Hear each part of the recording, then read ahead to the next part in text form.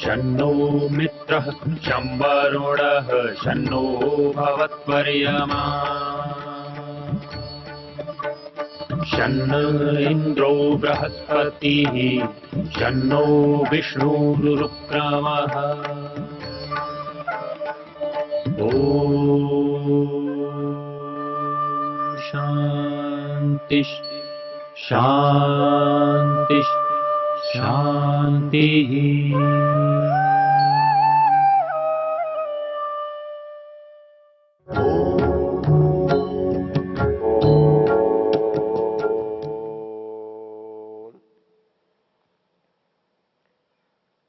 यजुर्वेद के इस चर्चा के प्रसंग में 31वें अध्याय के मंत्र पर हम विचार कर रहे हैं। मंत्र की शब्दावली है प्रजापतिश्चरति गर्भे अंतर्जायमानो बहुधा विजायते। शब्द में तो सारी ही बातें कही रही हैं। प्रजापति गर्भे चरति, प्रजापति गर्भ में विचरण कर रहा है, अंदर है, लेकिन अजायमान बहुधा विजायते, वो उत्पन्न तो नहीं होता लेकिन बहुत प्रकार से उत्पन्न होता है। तस्य योनिम परिपश्यन्ति धीरहा, धीर लोग विद्वान लोग उस मूल स्थान में उसको देखते हैं। तस्य योनिम परिपश्यन्ति धीरहा तस्मिन् तस्थुर भुवनानि विश्वा, सारे सारे की भुवनानि भुवन या लोक विश्वानी समस्त तस्मिन् तस्थु उसके अंदर रहते हैं। अब इन शब्दों की संगति कैसे लगे? एक प्रश्न है, तस्मिन् विश्वानी भुवनानि तस्थु, उसमें सारे भुवन विद्यमान है। अब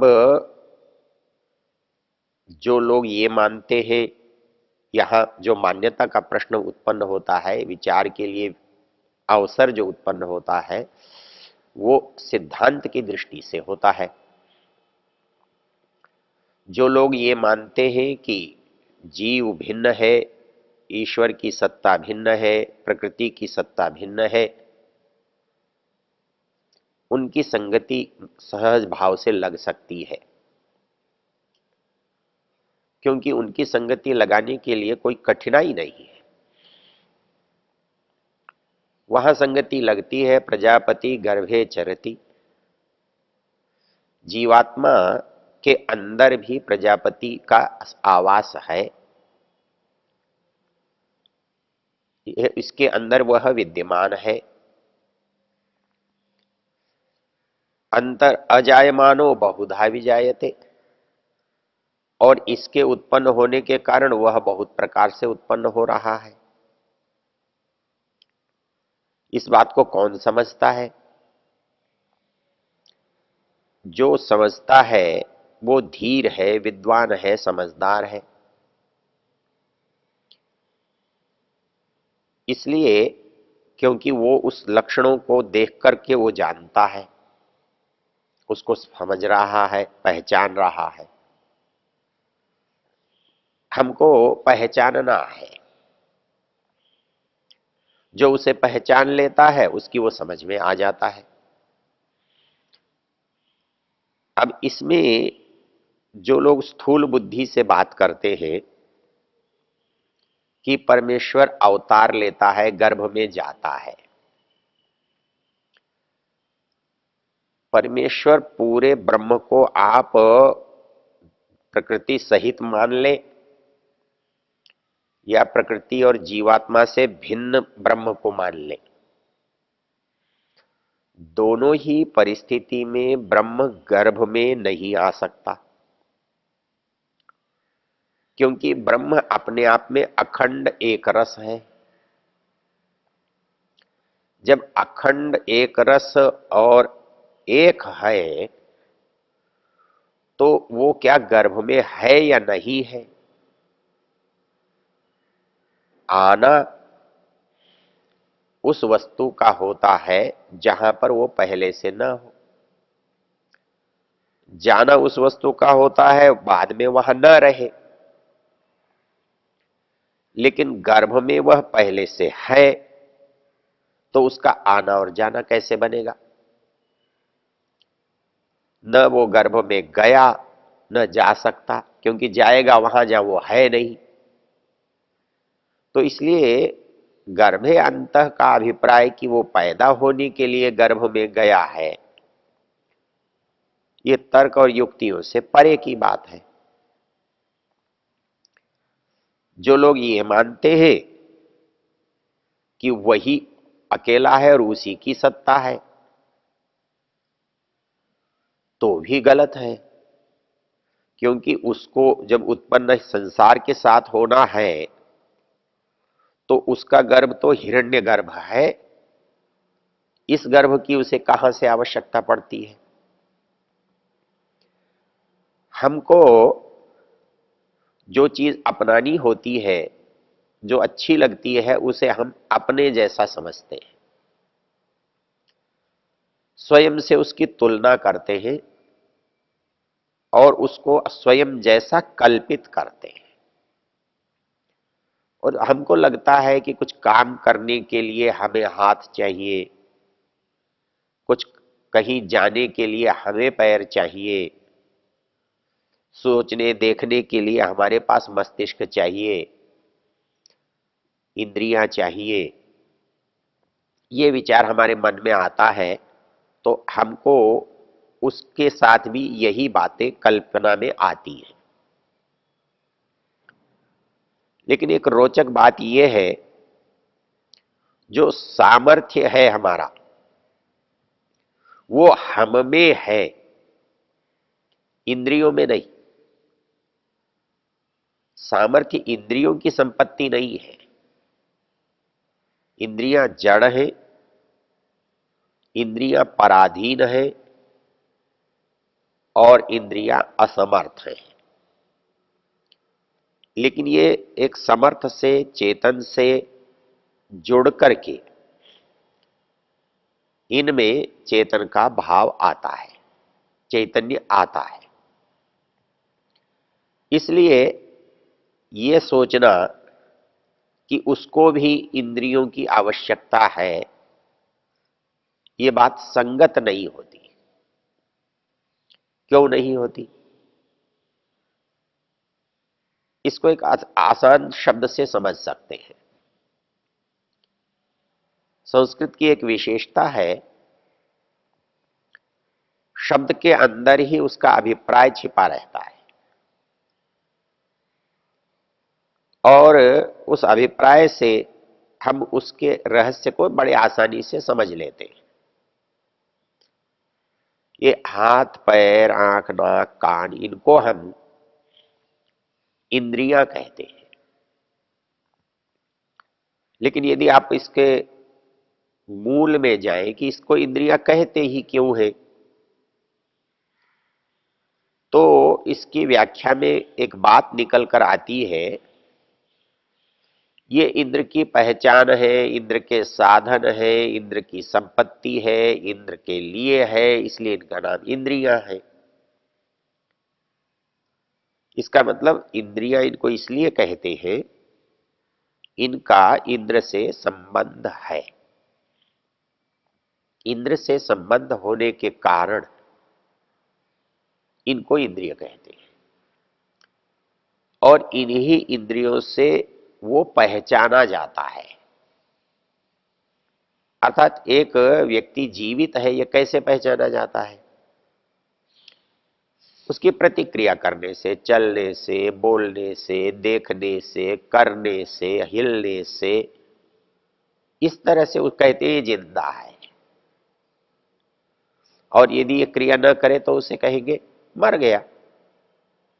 तो उसके होने को बता रही है ये इंद्रियां, इसलिए ये इंद्र की पहचान है। और इंद्र जो कुछ करता है वो किससे करता है? वो जाता है तो पैरों से जाता है, वो कुछ करता है तो हाथ से करता है, वो देखता है तो आंख से देखता है, वो सुनता है तो कान से सुनता है। तो ये आंख, नाक, कान, हाथ, पैर उसके साधन हुए। तो इंद्र के साधन होने से इनको इंद्रियां कहते हैं,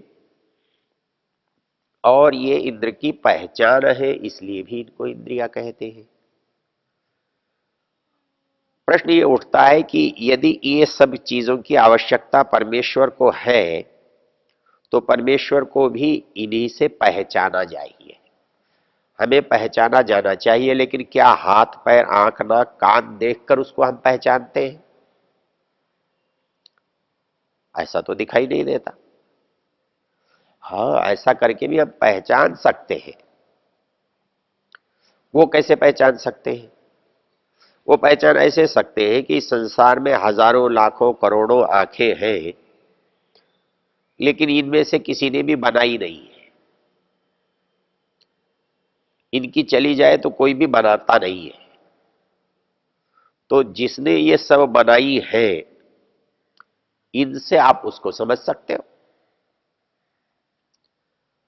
हमारे जितने साधन है वो हमारे बनाए हुए नहीं है। इन सबका बनाने वाला कोई एक है, जो सबके लिए समान साधन उपलब्ध करा रहा है। तो इससे हम उसे समझ सकते हैं। जैसे ये हमारी पहचान है, ये जीवात्मा की पहचान है कि इनके होने से, इनके साधनों से, इनकी क्रियाओं से वो पहचाना जाता है। यदि हम कल्पना करें तो इससे हम ऐसे तो पहचान सकते हैं, लेकिन क्या वो इनसे काम भी करता है? क्या वो इनसे देखता है? क्या इनसे सुनता है? सुनो, यदि सुनना चाहे इनसे तो कैसे सुनेगा? इनसे देखना चाहे तो किसे देखेगा? आदमी जब देखना बोलता है तो अपने से भिन्न चीज को देखता है, अपने से बाहर की चीज को सुनता है। जब जाता है तो जिस जगह नहीं होता है वहां जाता है। जाने की क्रिया उस प्रदेश से होती है जहां उसका अस्तित्व नहीं है। तो अब परमेश्वर के बारे में सोचकर देखा जाना चाहिए कि यदि वो जाए तो वो कौन सा प्रदेश होगा जहां उसका अस्तित्व था नहीं, वो उसे जाना पड़ेगा। वो कौन सी चीज वो देखेगा जहां पर वो है नहीं, जिसे देखने के लिए वहां पहुंचना पड़ेगा। तो वह कौन सी चीज है जो करनी है जहां उसका हाथ अब तक नहीं गया था, अब जाएगा। तो पता ये लगता है कि हमको इंद्रियों की आवश्यकता उस स्थान के लिए पड़ती है जहां हमारा अस्तित्व नहीं है। हम पैर से वहां जाते हैं जहां हम नहीं है। हाथ से हम वहां करते हैं जहां हमारा हाथ पहले से नहीं है। हमारे हाथ के वो सीमा में आए तो हम करते हैं, कर सकते हैं। तो क्या परमेश्वर की सीमा से कुछ परे भी है? यदि करने की चीज परे है तो उसे हाथ की जरूरत पड़ेगी। देखने की चीज परे है तो उसे आंख की आवश्यकता होगी। उसको अपनी उपस्थिति कहीं दूर दिखाई देती है तो पैर की आवश्यकता पड़ेगी। इसलिए ये कल्पना करना कि उसका जन्म या अवतार होता है, ये बात असंगत है। क्योंकि सीमित को तो आप यहां से वहां कर सकते हो, असीम को कैसे करोगे? आकाश को आप गर्भ में ला सकते हो क्या? या आकाश को गर्भ से बाहर कर सकते हो क्या? तो वैसे ही परमेश्वर को गर्भ में ला सकते हैं क्या? या परमेश्वर को गर्भ से बाहर कर सकते हैं क्या? असंभव है। तो इस दृष्टि से जब इस शब्द का हम अर्थ करते हैं, प्रजापतिश्चरति गर्भे अंतर अजायमानः बहुधा विजायते, तब हमारी समझ में एक बात आती है कि प्रजापति जो है अंदर से अंदर की चीज है। अंतःगर्भे हमारे जीवन में यदि हम कहीं हो तो उसके भी अंदर वह है, और वो इन वस्तुओं के साथ बहुधा जितनी प्रकार की वस्तुएं हैं उतने प्रकार से विजायते उत्पन्न हो रहा है। तो बात समझाने की क्या है, सृष्टि का प्रकरण चल रहा है और सृष्टि प्रकरण में संसार को परमेश्वर ने बनाया है, ऊपर से बनाता हुआ आ रहा है। इस मंत्र का अर्थ ऊपर के मंत्रों से बिना संगति लगाए तो आप नहीं कर सकते, और संगति लगाकर करोगे तो क्या लगेगा कि यही लगेगा कि वह परमेश्वर हमको इस संसार में कैसे प्रकट हो रहा है। तो वो कैसे प्रकट हो रहा है उसका ये विवरण है। तो उसको देखना या जानना है तो कैसे जानोगे, उसके अंदर आपको जाना पड़ेगा, मूल तक जाना पड़ेगा। तस्य योनिम परिपश्यन्ति धीरा, क्योंकि धीर लोग, धीर मनुष्य उसको मूल स्थान में, मूल स्वरूप में देखते हैं। अर्थात वो जहां है वहां से बाहर नहीं देखा जा सकता। वो सूक्ष्म है तो स्थूल रूप में नहीं देखा जा सकता। उसे देखने के लिए सूक्ष्म को हमें सूक्ष्म में ही देखना होगा, और देखने के लिए जो परिस्थिति है, तस्मिन तस्तुर भुवनानि विश्वा, कहता है कि वो इतना विशाल है, उसकी विशालता में सारे लोक हैं, सारे भुवन है, सारा संसार है, वो तस्थु विराजमान है, रह रहा है, क्योंकि वो उसका बनाने वाला है। और वो बनाने वाला है इसलिए उसने बनाकर उसे अपने अंदर समेटे हुए है। वो उससे बाहर नहीं जा सकता, क्योंकि जो चीज जिसने बनाई है वो उसके सामर्थ्य के भीतर होती है, वो उसकी सीमा और मर्यादा के अंदर होती है। तो यहां मंत्र में भी यही कहा है कि तस्य योनिम परिपश्यन्ति धीरा, वो दिखाई देता है, वो जाना जाता है, वो समझा जा सकता है, क्योंकि तस्वीर तस्तु भुवनानि विश्वा, ये समस्त भुवन है, लोक है, इनका निर्माण है, इनका संचालन है, इनकी स्थिति है, वो उसी से है। इसलिए इनको देख करके उसे जाना जा सकता है। जैसे मनुष्य के शरीर को देखकर मनुष्य को जाना जाता है, वैसे ही इस संसार के रचना करने वाले को संसार की रचना को देखकर जाना जा सकता है। यह बात इस मंत्र से बहुत अच्छी तरह से स्पष्ट होती है।